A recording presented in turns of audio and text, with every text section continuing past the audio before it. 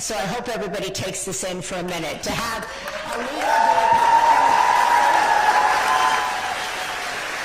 of the Vice President of the United States. So let me begin with you, Madam Vice President. Did you ever think in your wildest dreams that you would be running for president alongside Liz-Cheney, who'd be advocating for you, campaigning for you, a member of an opposing party, putting herself on the line for you? So let me just start by thanking everyone. Thank you all for taking time out of your busy lives to be here and have this conversation. And I think we are all here together because we have many things in common. First and foremost, we love our country. We love our country. You know, so Maria, perhaps not, but perhaps not. But let me say this. So you mentioned, you know, my background. So I started my career as a prosecutor, and most of my career has been spent outside of Washington, D.C., not in Washington, D.C. And for most of my career, let me just tell you, I never once asked a victim of crime, a witness, are you a Democrat or are you a Republican? Never. It never would have even occurred to me to ask that. What I did ask everyone, are you okay?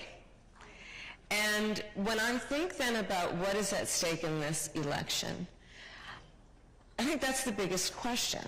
And it is a moment where, born out of our love of our country, born out of, for me, having taken the oath of office to the Constitution of the United States at least 6 times, I believe what is at stake in this election is so fundamental for us as Americans. And it is about, do we take seriously the importance of a president who obeys the oath to be loyal to the Constitution of the United States? Do we prioritize a president of the United States who cares about rule of law, much less the spirit with which they approach this most powerful position? There's so much about this last era. When I talk about turn the page, that's what I'm referring to, like the last decade, that has been about some powerful forces suggesting that the measure of the strength of a leader is based on who you beat down, instead of what I think most of us believe, regardless of your party affiliation, that the real measure of the strength of a leader is based on who you lift up. And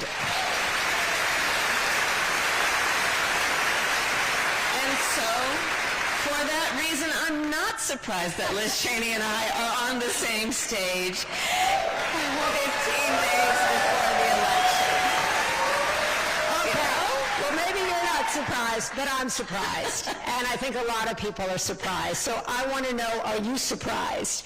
Are you surprised that you're out here campaigning for a Democrat, campaigning for Kamala Harris against the party that you've been a part of your entire life?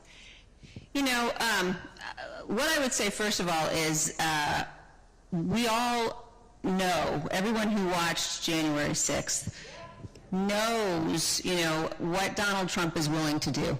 He lost the election, he tried to overturn it and seize power, and then he sat in his dining room and he watched the attack on television.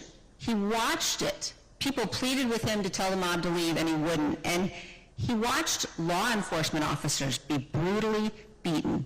He watched it. That's a depravity that, to me, and you know, I think to anyone who's taken the oath of office, makes someone absolutely unfit ever to be president again. Now,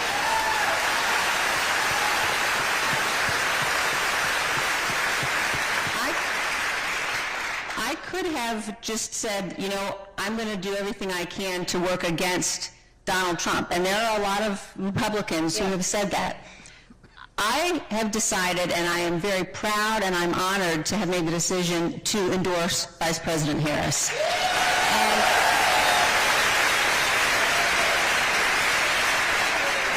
And I have gotten to spend time with Vice President Harris.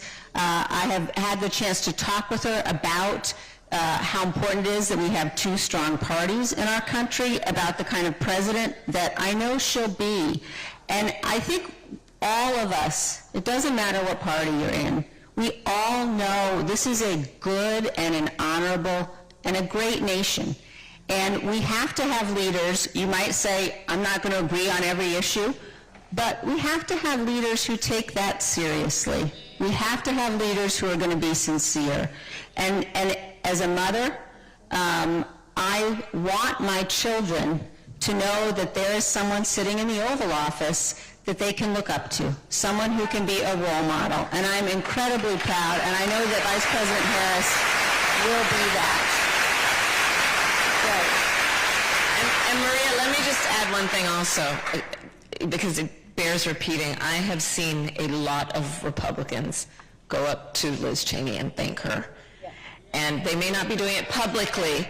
They may not be doing it publicly because I think she has shown, to your point, extraordinary courage, especially in this environment post-January 6th where there's an undercurrent that is violent in terms of the language and the tenor. And for her to show the courage she has shown is extraordinary. But I've seen Republicans come up to her, and from my vantage point, she's actually not alone. And so I want to talk about that because there are a lot of people who are scared to vote for you, scared about the environment, scared to talk about politics. How scary was it for you personally to make this decision? What has been the personal cost for you to do so? It was not, it wasn't scary at all in terms of making this decision. Because when I look at the nature of the threat that Donald Trump poses, and look, Donald Trump is doing everything he can to try to get people to forget about what he did on January 6th. And when you think about that level of instability, the level of erratic decision-making, the misogyny, that's not someone that you can entrust with the power of the Oval Office. And so I think that we are facing a choice in this election. It's not about party. It's about right and wrong. And I certainly have many Republicans who will say to me, I can't be public. They do worry about a whole range of things, including violence, but they'll do the right thing. And I would just remind people, if you're at all concerned, you can vote your conscience and not ever have to say a word to anybody. And there will be millions of Republicans who do that on November 5th. Vote for Vice President Harris.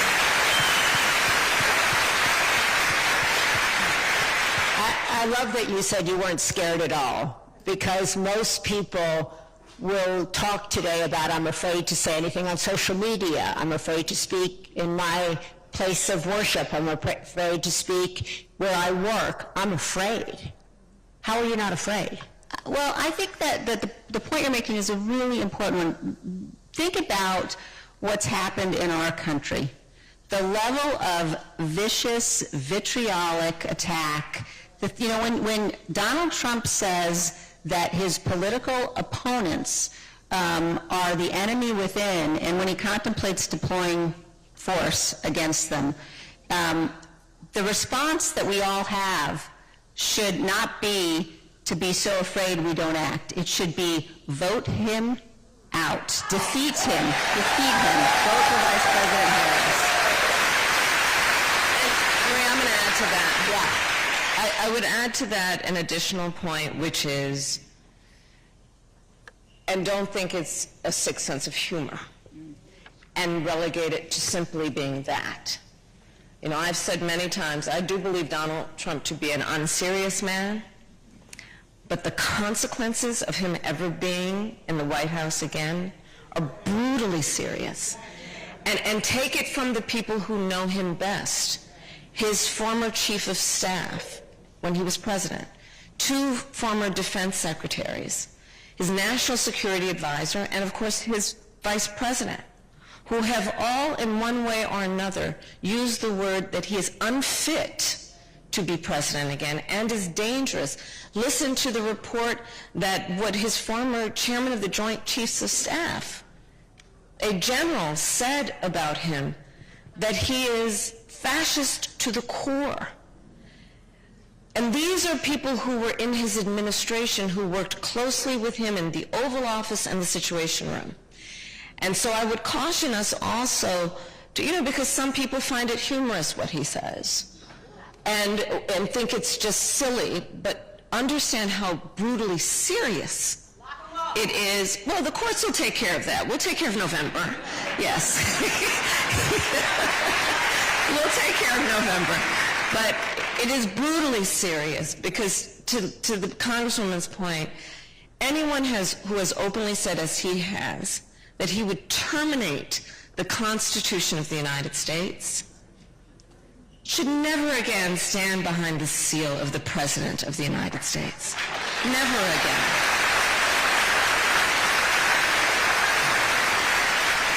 So, Madam Vice President, I wanted to ask you, several people that I talked to in preparation for this, when I asked them, they said, well, I want to vote for the Vice President, but I just don't feel like I know her.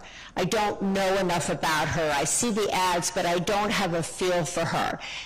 What are 3 things you can tell this audience about you that aren't in your ads, that people aren't telling people on the robocalls, that perhaps they just wouldn't know, that might give them a feeling for who you are as a woman? How much time do we have? We're at the kitchen table. I have lived a full life.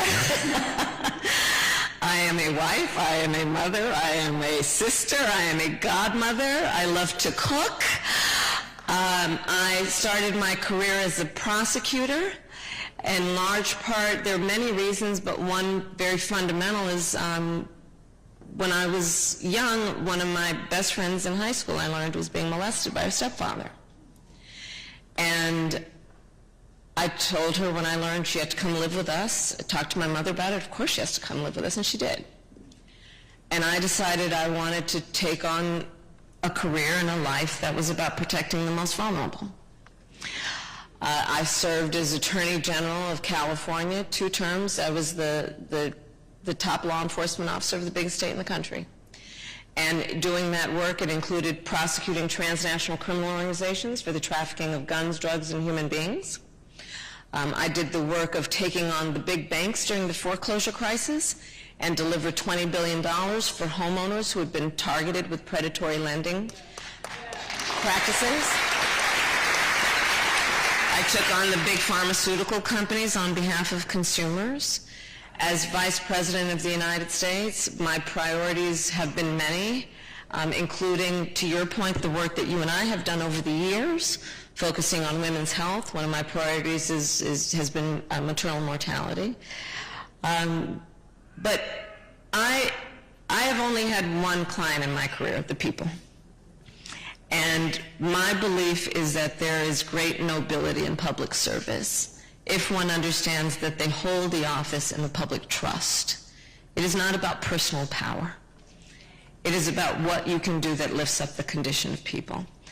And there is so much about how I think about my responsibility, and I'm here to ask for your vote, is that I intend to be a president for all Americans, understanding that the vast majority of us have so much more in common than what separates us.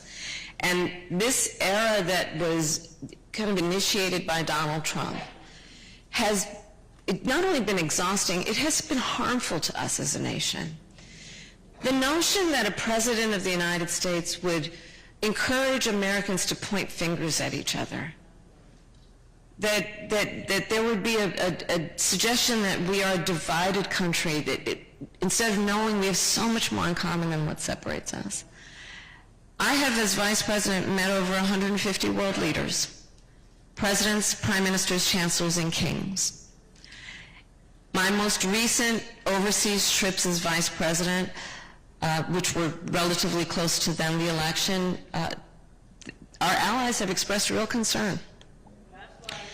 I shared this before, but when we walk in a room representing the United States of America, we should walk in that room, especially leaders, chin up, shoulders back, knowing that we have the self-appointed and earned authority to talk about the importance of democracy and rule of law. But the thing about being a role model, this is all role models who are here, people watch what you do to see if it matches up to what you say. People around the world are watching this election, I promise you. And my one fear I have is I hope and I pray that we, the American people, understand not only what is at stake for us in this election, but how much we mean to the rest of the world. There is so much at stake in this election. Ms. Cheney, tell us real quick, I want to get to our first question, but you've been traveling with the Vice President, you've been working with her, you've been spending human time with her. Tell the audience what you see that perhaps the camera doesn't get or the ads don't get, so that they can get a sense of her that you have. Well, I think that what I can tell you is that what the Vice President is saying about wanting to be a president for all Americans, caring deeply about this country, those are things that come across very, very clearly and very directly. And look, I'm a conservative. The very first campaign I ever volunteered in was for President Gerald Ford in 1976. And ever since then, I have been voting for Republicans. I've never voted for a Democrat. And so the fact that I believe so strongly that in this election, we need to elect the person who is the responsible adult. And we need...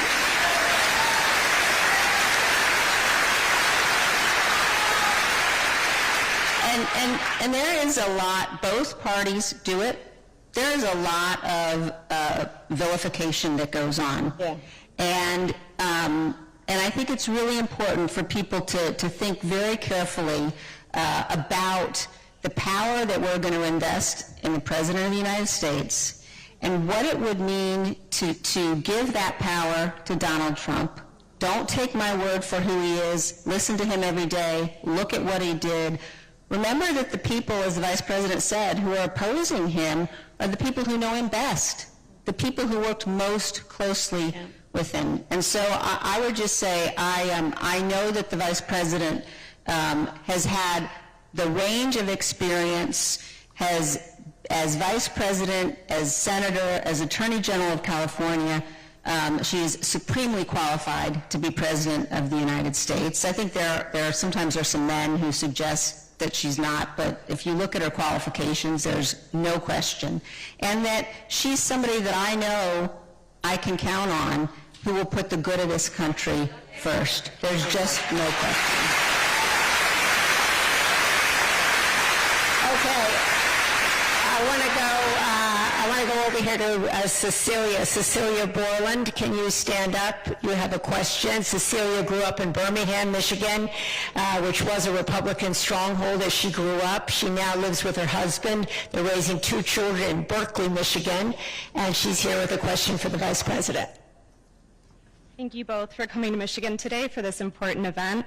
I'd like to start by saying personally thank you, Representative Cheney, to you and your father for exemplifying putting country over party.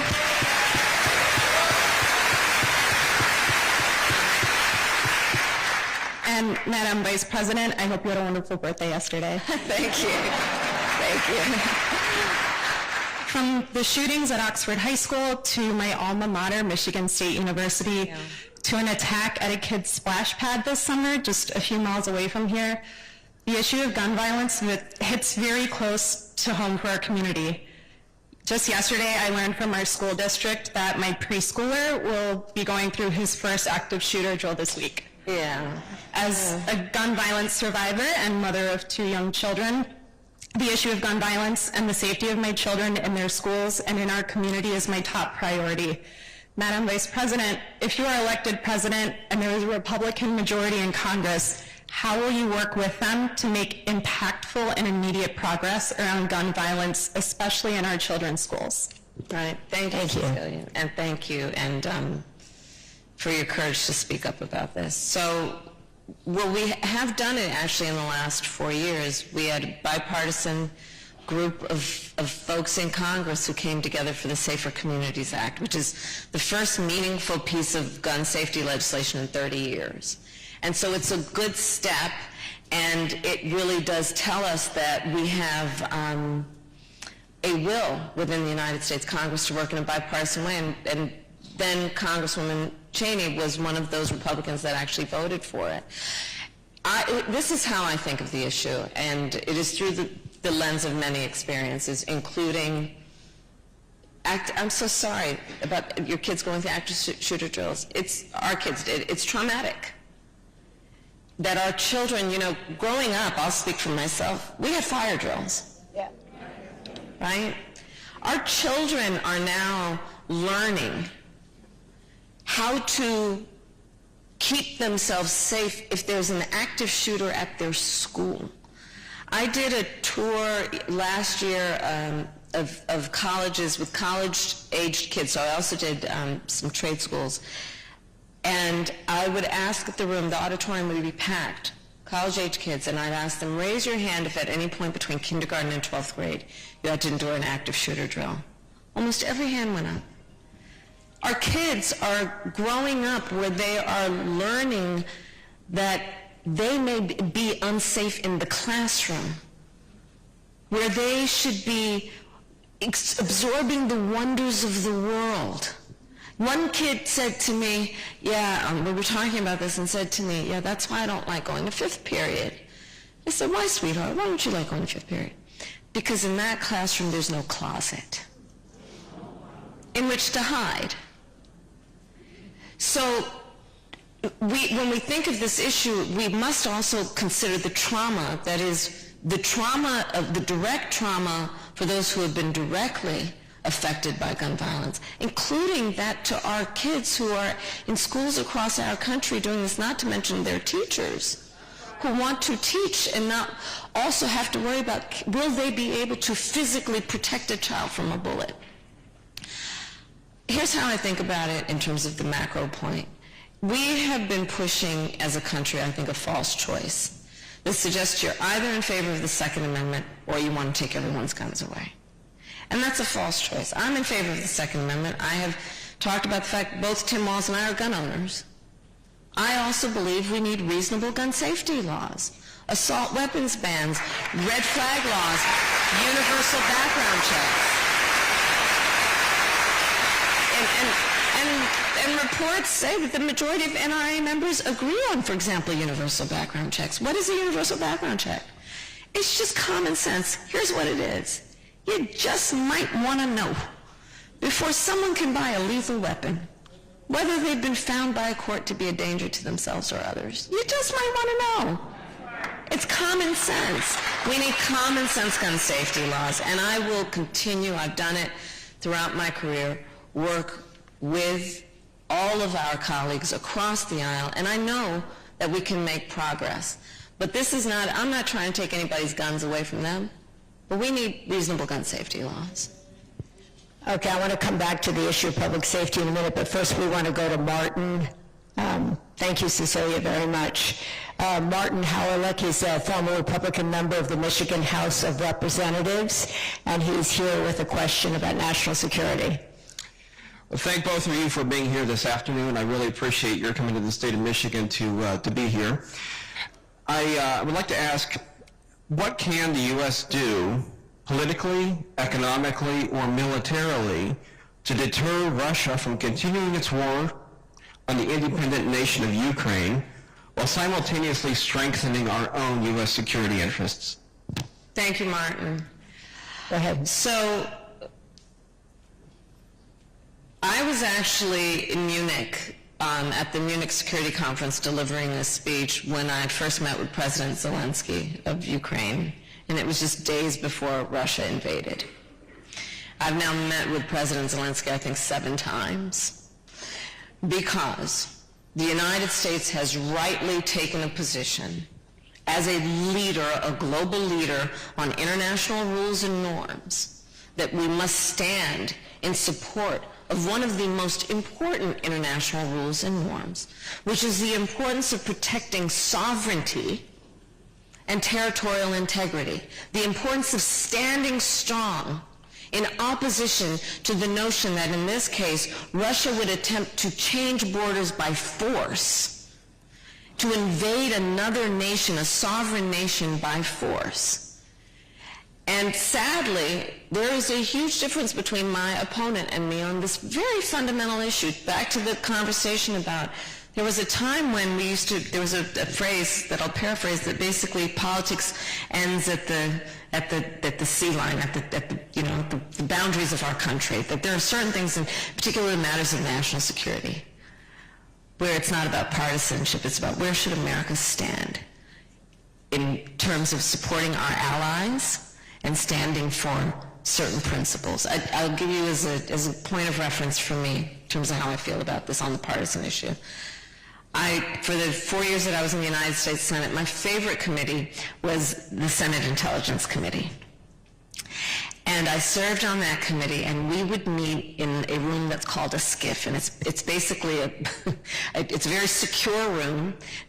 No press, with all due respect, is allowed in, no cameras. Everyone has to leave their cell phone outside. It's a bipartisan committee, and we would go in that room and receive classified information from America's intelligence community, sometimes our military leaders, about hotspots around the world and threats to our national security.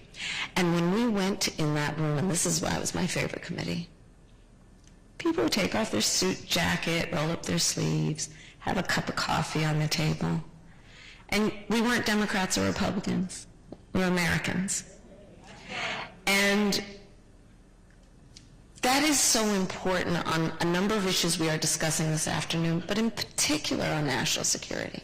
My opponent, however, has made it a thing of his to admire dictators and autocrats around the world. He exchanged love letters with Kim Jong-un, remember that? He has openly praised the president of Russia. Most recently, the report is, in the height of COVID. Remember, everyone was scrambling to get their hands on COVID tests?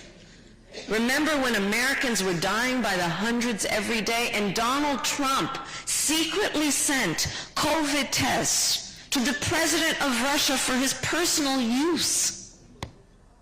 He has said, Donald Trump, I will solve the matter of Ukraine and Russia in a day. Read through and understand what he is saying. He would surrender. He would have Ukraine surrender its fight against an aggressor, violating its sovereignty. If Donald Trump were president, Vladimir Putin will be sitting in Kyiv and understand what that would mean for America and our standing around the world. But thankfully there has been bipartisan support, and to your point of where you stand on this very fundamental issue. But this is a very vivid example of what is at stake in this election, because Donald Trump has been very clear.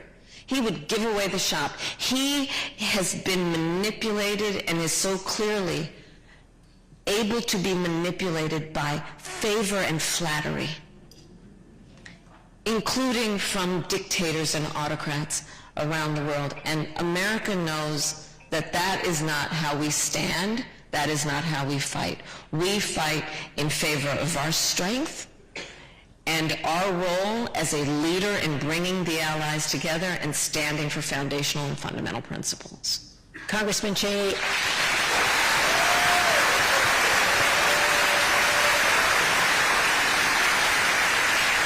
I know kind of the issue of national security is one of the big reasons you're here and supporting the Vice President. Can you expand on that answer and add your thoughts to it? Yeah, I think that if you look at where the Republican Party is today, there's been a really dangerous embrace of isolationism, a dangerous embrace of tyrants. The president, even just today, he heaps praise on the world's most evil people while he attacks, with venom his political opponents here at home. And, the reality is that since the end of World War II, America has led, and we've led, and that has been necessary to defend our freedom. And we can't do it by ourselves, though. We need our allies. And when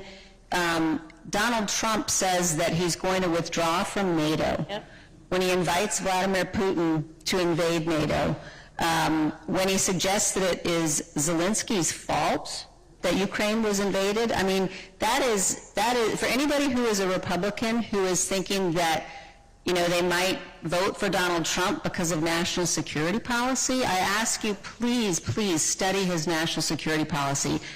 Not only is it not Republican, it's dangerous. And without allies, America will find our very freedom and security challenged and threatened. And one final point on this, don't think that Congress can stop him. Yeah. People say, well, you know what, he can't really do the worst, you know, because Congress will step in. All he has to do is what he's doing, is say, I won't fulfill our NATO treaty obligations, and NATO begins to unravel.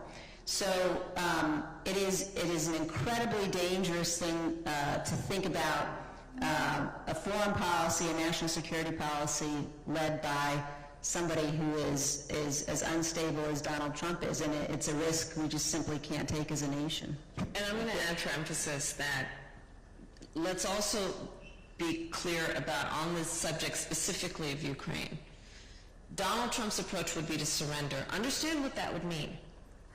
That is signaling to the president of Russia he can get away with what he has done. Understand, look at the map. Poland would be next. NATO, our allies, are the reason that they have been so thankful for the position of strength we have taken in bringing the allies together, is because they are fully aware of, and remember, to the Congresswoman's point, World War II, remember, this concept of isolation, we were once there as a nation, and then Pearl Harbor happened. Let's remember, recent history, Europe remembers it well. When we got attacked, Pearl Harbor, we jumped in. And it is because America jumped in that we were ultimately able to win that war. And it should be a constant reminder to us, we have to remember history, that isolationism, which is exactly what Donald Trump is pushing, pull out of NATO, abandon our friends, isolationism is not insulation. It is not insulation. It will not insulate us from harm in terms of our national security. So I say that to emphasize a point that the Congresswoman made, and the other point I'd make is also check out where he's been on how he thinks about America's military and service members. One of the great, great American heroes, a prisoner of war, John McCain. Remember how you talked about John McCain? You said he didn't like him because he got caught. You look, he's called members of our military suckers and losers.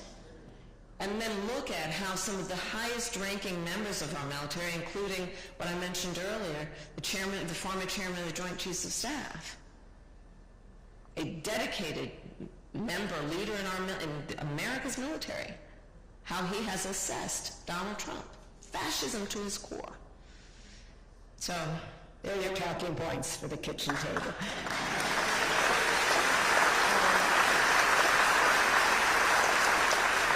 Our final question is from Courtney. Courtney, can you stand?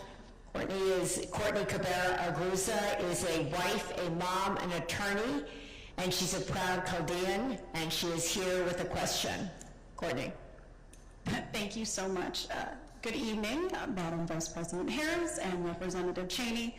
My name is Courtney Cabrera-Aguza, and I am a first-generation Chaldean American. Chaldeans are indigenous Iraqis who are Catholic, and we are predominantly in the Metro Detroit area.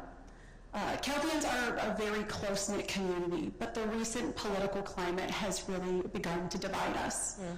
While I know that you have discussed several bipartisan proposals over the course of your campaign, what would you say to people like myself who are part of these traditionally conservative communities who want to move forward but are feeling the pressures of the political divide?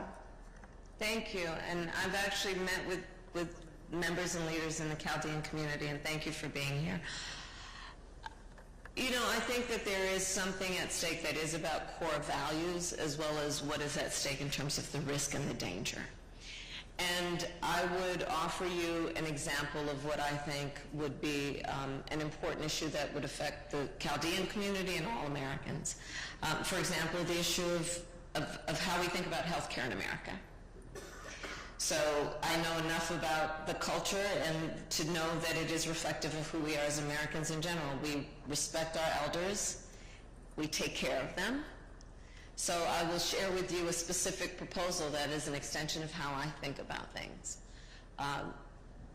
I actually, personal story, I took care of my mother when she was sick. And for anyone taking care of or who has taken care of an elder relative, you know what that is. It's about trying to cook something they feel like eating. It is trying to find clothes that don't irritate their skin or help them put on a sweater. It's about trying to figure out something you can say that will bring a smile to their face or make them laugh. It's about dignity.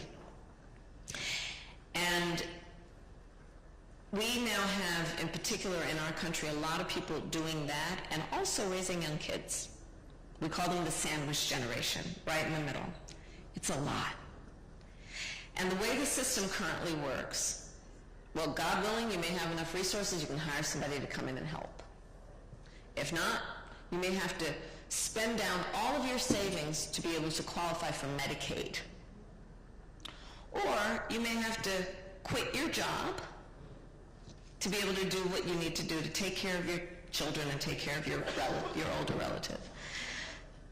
That's just not right and it's not fair. So part of my proposal and the plan is that we're going to now reconfigure so that Medicare covers home health care for our seniors, right? It's about dignity.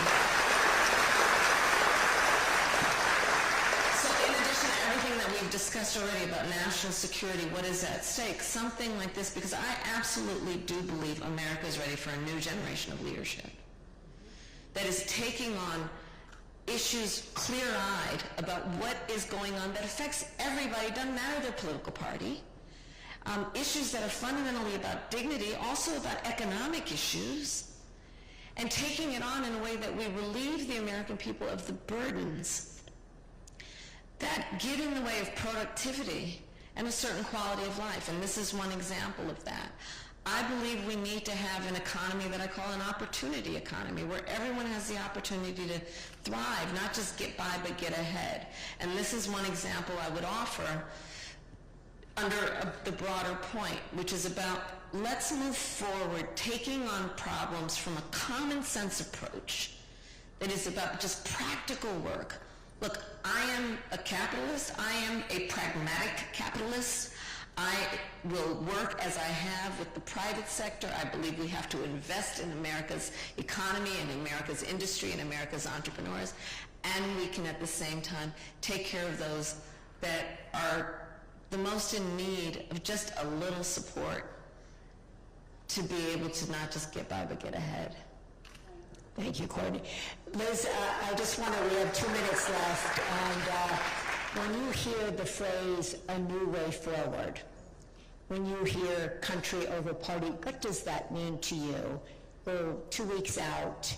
What does a new way forward mean for families like everybody here, for your children, my children, everybody's children, young men? Yeah, What is it like? I think that we're at a moment now where, when you think about America and the beacon of hope that we have been for so many years, for so many communities, also how tremendously enriched we have been by communities, immigrants who want to come here and build a life, all of that depends upon fundamentally defending the rule of law, fundamentally defending our Constitution. That's what makes all of our opportunity and our freedom possible. And at the same time that we're that beacon for the world, it's also because we're a good nation. Yeah.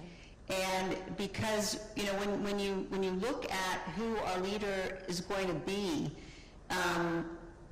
what Donald Trump represents is in many ways just cruel, and not the kind of dignity and the kind of person that we all want to be able to look up to.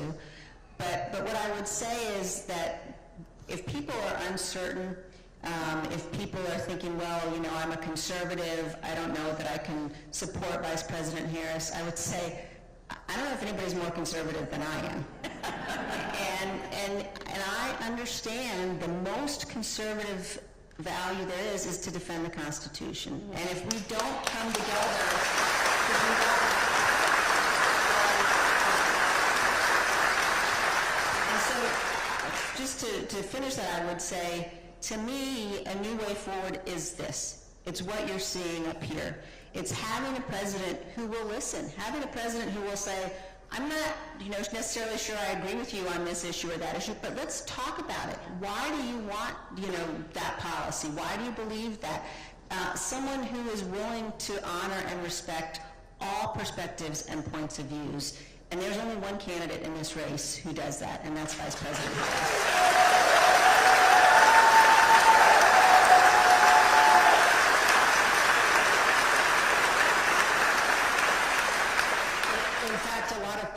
Of undecided voters who call themselves the exhausted majority said, I just want leaders who listen to one another. I just want leaders who speak respectfully to one another. I want to see decency. I want to see people I can look up to.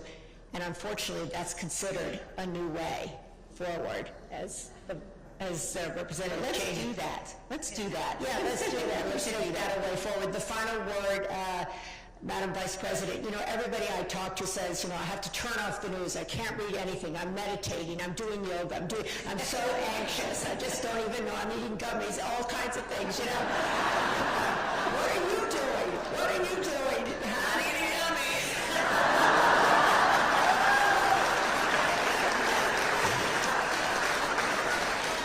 Okay, we got back there. But how do you handle this? The anxiety, the stress, the turmoil, everybody's freaked out. I talked to the gentleman up there, he's like, I'm so scared. And woman's like, I'm so anxious, I can't sleep. Do you sleep?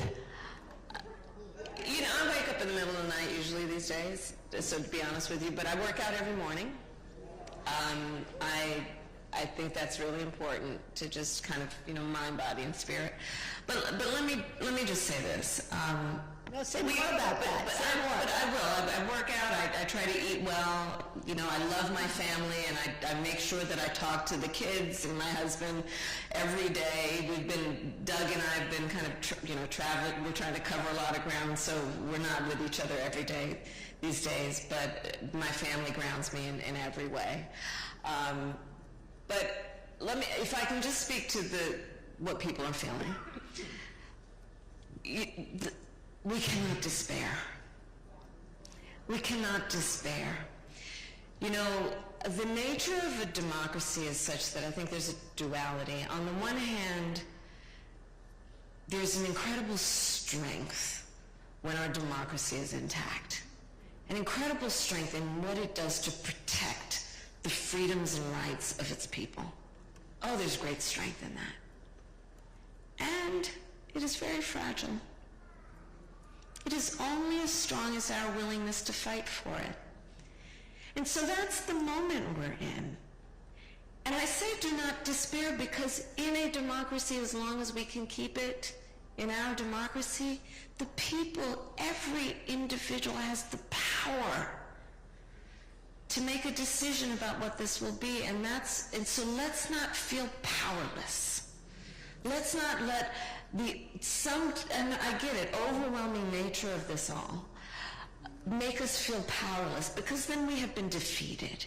And that's not our character as the American people. We are not one to be defeated. We rise to a moment, and we stand on broad shoulders of people who have fought this fight before for our country.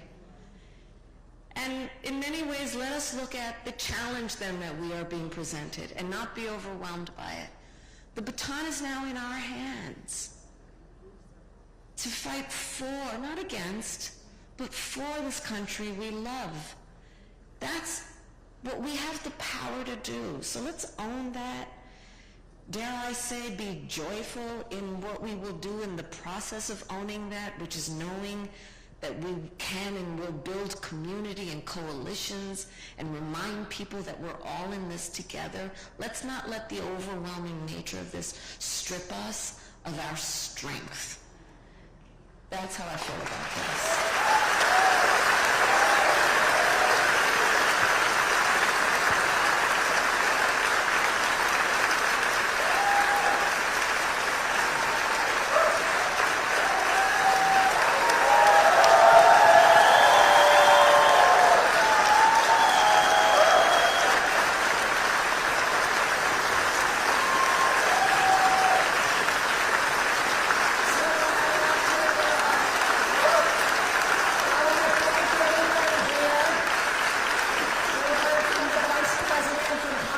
Cheney, do not despair. I think you got a great glimpse into who this woman is, what brings them together, why they're here, why they want to earn your vote, why they wanted to speak with you today. And I want to leave you with this quote from Ralph Waldo Emerson that I think speaks to this moment. It says, "Whatever course you decide upon, there is always someone to tell you that you're wrong. There are always difficulties arising which tempt you to believe that your critics are right. To map out a course of action and follow it to the end requires great courage." So I leave you with that. All of you are courageous people. Do not despair. Thank you so much for spending your time.